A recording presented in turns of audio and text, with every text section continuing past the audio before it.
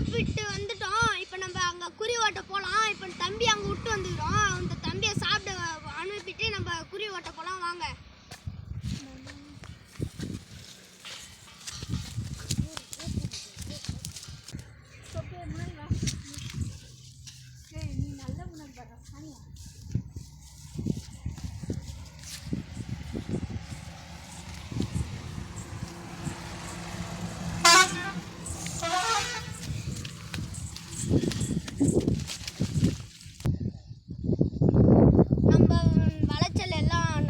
முளைஞ்சிருக்கு.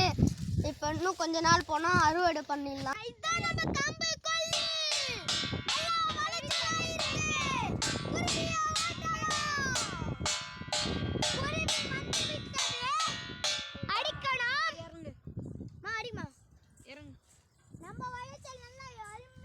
இதுதான் நம்ம கம்பங்கொல்லி. எப்படி இருக்குன்னு கமெண்ட் பண்ணுங்க.